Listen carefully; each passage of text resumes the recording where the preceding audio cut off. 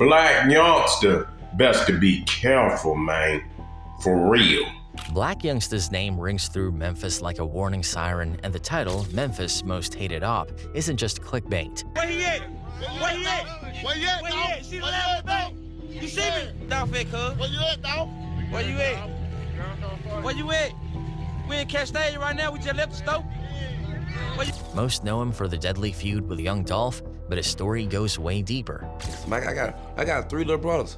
I'm telling you, man, I'm working this. I used to work for money. I work for food, like $10 a day or some shit. I used to work for food so I can feed my brother. Shit, like, I went through a real struggle, bro. From stocking grocery shelves at 10 to navigating whispers, accusations, and gunfire, his rise was filled with chaos and controversy. I get the food, I just get the leftovers. First thing they say, you want to take this home with you? Instead of them throwing the food away, they ask me, do I want the leftovers? So that's the only way we were able to eat, bro. Like, and this like real life. Before the jewelry in courtrooms, there was only poverty, pain, survival, and a kid doing whatever it took to escape the South Memphis's unforgiving streets. Let's dive deeper into his story. Humble beginnings, the store boy of McMillan Street. In other interviews, you had a fairly hard upbringing. Yeah, man, we're rough coming up. Like where I come from, I ain't making it out. I'm the only person from my hood that ever made it and got rich. Before the platinum plaques, the viral Instagram antics, diss tracks, or jail time, there was just Sammie Marquez Benson, a kid born on April 8, 1990 in the unforgiving streets of South Memphis. He didn't come into the world with privilege or even a safety net. He came into poverty, into broken systems, into a life where survival was the only goal. Sammie was raised on McMillan Street, a narrow block lined with cracked sidewalks, boarded-up houses, and corner stores with bars over the windows. He lived with his grandparents, Miss Ida and Mr. Harold, who took him and his brothers in after his mother, struggling with addiction, could no longer keep it together. His father was a question nobody answered. If he existed, he was absent, just a rumor in Sammie's life story. He was raised in a household where hunger was more common than dinner. Cold in the winter, hot in the summer, the lights were often shut off and the gas disconnected. Dinners could be a slice of bread and tap water sweetened with sugar.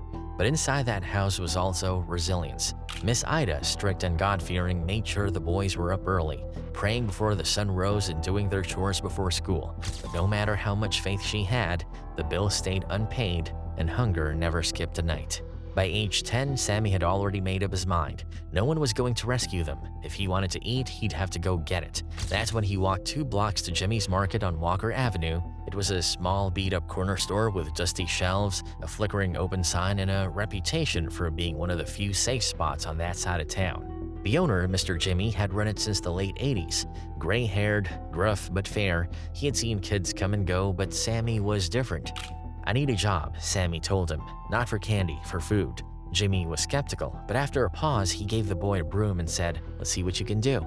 That was the start. Sammie cleaned floors, stacked soda crates, swept broken glass off the sidewalk, and even scrubbed the filthy bathroom that grown men refused to use. Before school, after school, he worked whenever Jimmy would let him. At first, he made just $15 a week, but to him, that $15 stretched far. He could buy bread, bologna, a gallon of milk, and if things lined up right, a can of Vienna sausages. But Jimmy's Market gave him more than money. It gave him a window into the real Memphis. Every day, Sammie watched different walks of life come through the front door. There were the factory workers, the old ladies paying in coins, the single moms buying diapers, and then there were the neighborhood legends, the hustlers in gold chains blasting music from old Cadillacs, always watching their backs. They carried cash, wore fresh sneakers, and smelled like weed and cologne. They were feared, admired, and mysterious all at once. Sammie observed them closely. How they spoke, how they kept their heads on swivels, how they never showed weakness. And he noticed how they treated him not like a child, but like someone who might one day walk the same path. One summer day in 2001, he witnessed a fight just outside the store. 2 teens threw punches over a $20 dispute. One pulled a pocket knife. Jimmy locked the door. Sammie didn't blink. He stood at the counter, eyes wide, soaking it in. That was the day, he said, his childhood officially ended. "That's when I knew," Sammie said later in an interview. "This world doesn't love you. You either take or get took." By the time he turned 13, Sammie had outgrown the store not because he didn't need it, but because he was already getting pulled into the street economy. running errands, watching packages, picking up the lingo and learning the hustle. He wasn't dreaming of rap yet, he was dreaming of heat in the house, of full fridges, of never seeing Miss Ida cry over unpaid light bills again. Jimmy's Market was his first real education. It taught him timing, loyalty, survival, and how to read people like books. Before the world knew Blac Youngsta, before the loud chains and louder personality, there was just Sammie, the store boy with tired eyes, scraped up sneakers, and a fire burning deep inside. His story didn't start with a mic. It started with a mop, a cracked tile floor, and a $15 paycheck that kept the lights on at least for one more week. A shortcut to survival. Enter the streets. When I started swinging like 12, 13. I started getting money. Bought my first car in my pocket. And man, got that whole fixed up and shit. Ever since then, I've been having paper. By the time Sammie Marquez Benson hit his early teenage years around 13 or 14, the limits of legal hustle had already become painfully clear. Working at Jimmy's Market for small change was noble, but nobility didn't keep the lights on. The refrigerator was still mostly empty, the water bill was overdue more months than not, and Sammie, now growing into a wiry teenager with sharp instincts and even sharper eyes, started to feel the pressure in his chest. The world outside his front door was changing fast. It was now the mid-2000s, 2003, 2004, when Memphis was erupting with new sounds, new beefs, and new money on the streets. The dope game was in full swing, the violence was creeping closer, and McMillan Street wasn't just a rough neighborhood anymore. It was a battlefield where status could shift with a single trigger pull. Every day, Sammie walked past the other boys his age who were already living what looked like luxury. They weren't old enough to vote, but they were sliding through South Memphis in foreign cars, wearing designer belts, flashing gold grills, and talking to prepaid flip phones like they were CEOs. These weren't rappers or entrepreneurs, they were trappers. And to a broke teenager watching his family struggle just to make it a Friday, they looked like freedom. Sammie started to notice the contrast more and more. He'd wake up early to help his grandmother heat water on the stove just to take a bath. Then he'd walk past guys on the block who never seemed to worry about hot water or any bills at all. They had phones in every pocket and pockets that never emptied. He tried to stay clean at first. For a while, he kept working odd jobs, sweeping lots, running errands, even washing cars behind the liquor store off South Parkway. But $20 here and there couldn't keep the electricity on or put school clothes on his back. That's when the idea of shortcuts started to creep in. It began subtly around the age of 14, breaking into unlocked cars.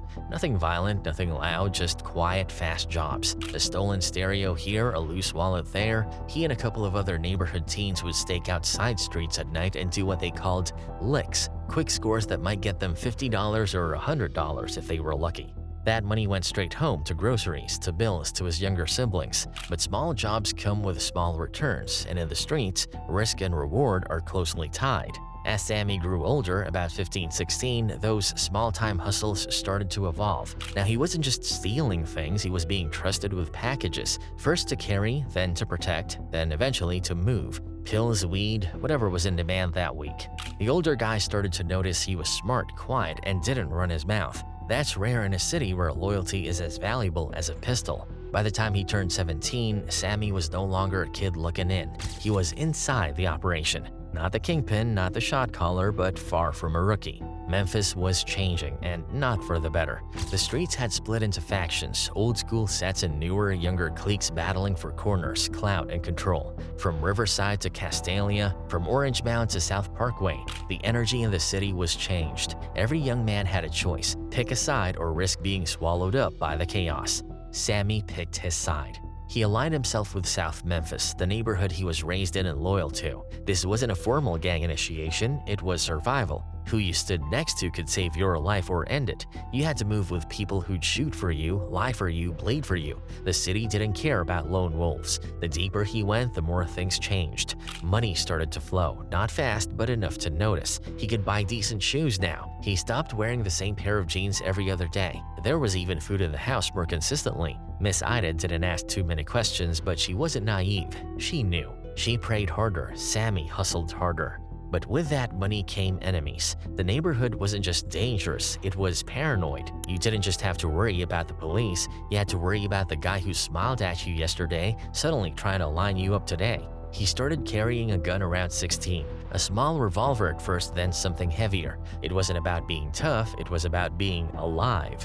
And that was the paradox. The more he provided, the more he had to protect. The more he gained, the more he had to lose. He started getting arrested. Petty charges at first, trespassing, loitering, curfew violations. Then came the more serious ones. Possession, intent to distribute, even robbery. Some stuck, some didn't, but every mugshot added another layer to his legend in the streets. To some, he was just another young thug spiraling out of control. But to those who knew him, to those who saw him mop floors at Jimmy's Market, he was a kid who had been backed into a corner his whole life, and now he was swinging back.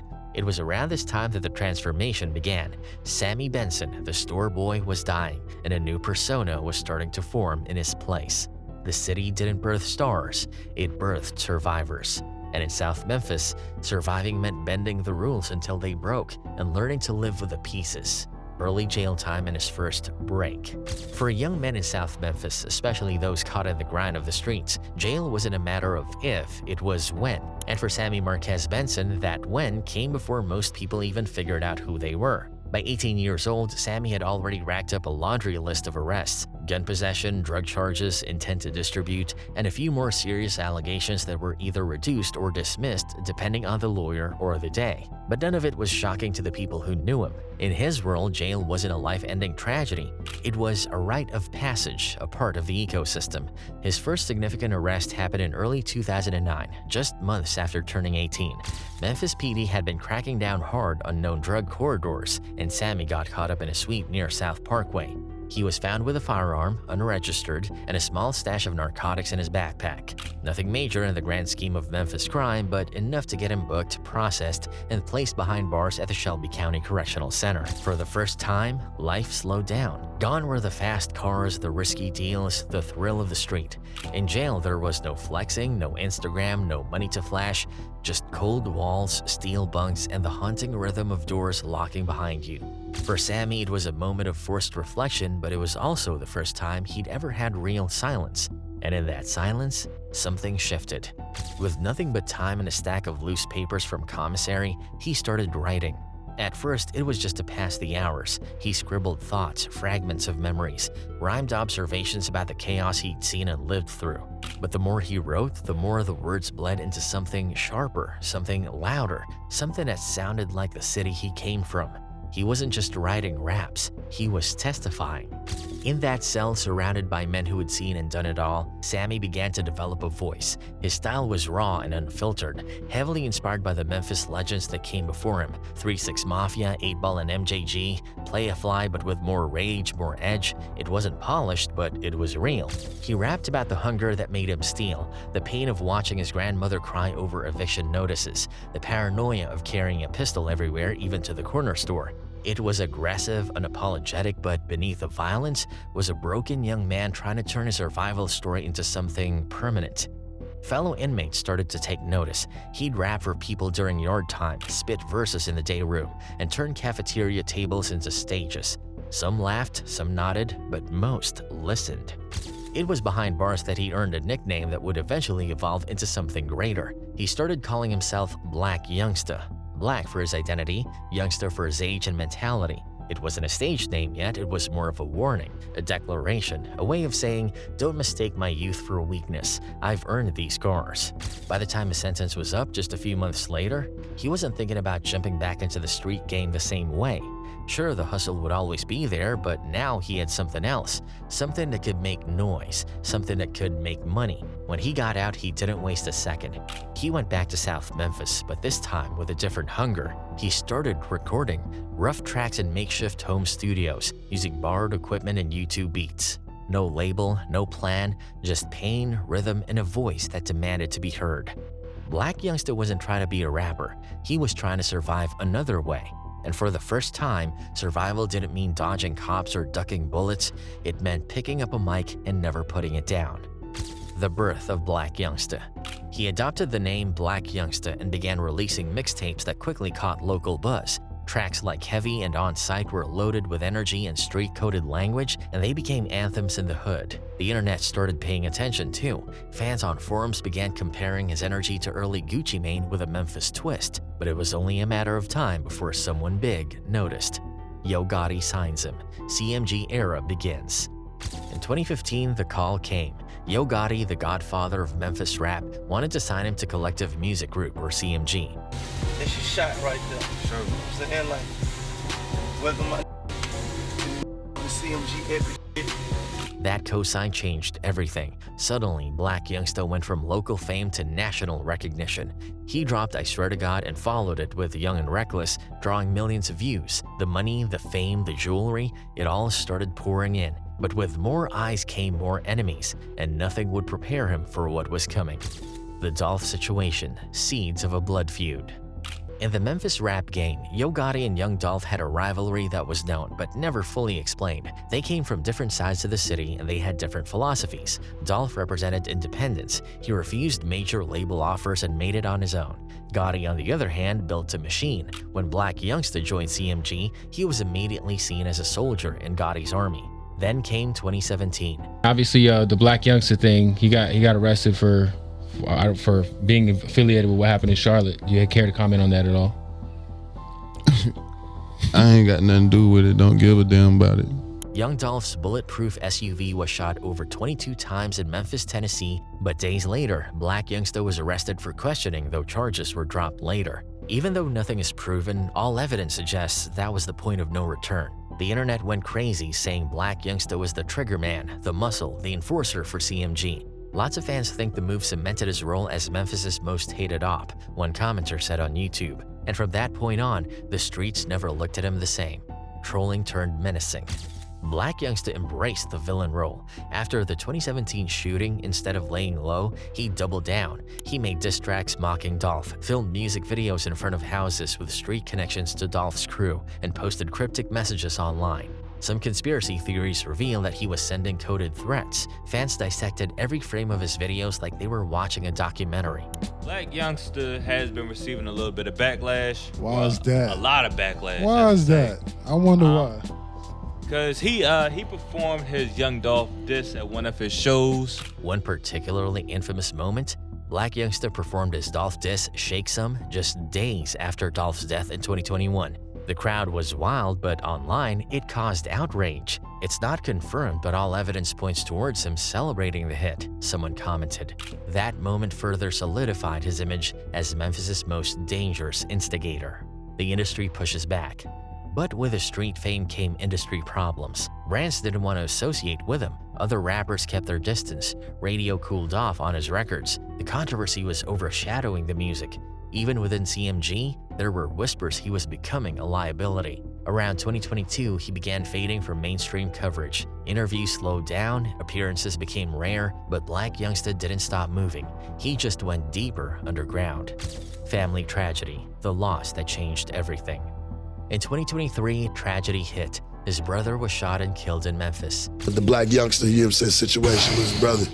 Man. And we were more leaning towards it wasn't, you know, everything else is what's being said. You know, he declared war on the ops. He said he's gonna get revenge. Many fans think it was retaliation. Blac Youngsta responded with emotion but not grief. He posted chilling messages online and dropped new music that many believe referenced revenge. Even though nothing is confirmed, conspiracy theories link that shooting to the fallout of the Dolph beef. The pain was evident. He became even more militant, more aggressive, and more paranoid. The villain Rebrand. He called himself the villain. His album Black Sheep was a dark, chaotic mix of rage, trauma, and Memphis-coded warnings. In interviews, he stopped justifying anything. He spoke in circles, dropped veiled threats, and laughed at controversy. It's like he wants the world to hate him, one fan wrote on Reddit. But maybe that's the point. The legacy of a street kingpin turned outlaw. Today, Blac Youngsta isn't topping the Billboard charts, but in Memphis, his name still rings bells. He's feared, respected, hated. Some people called him a misunderstood product of the streets. Others say he's the very reason violence still plagues the Memphis rap scene. Even though the courts haven't tied him to anything, the streets have already made up their mind. And while the world may never know the full truth behind Young Dolph's murder, one thing is certain. Blac Youngsta's story is far from over.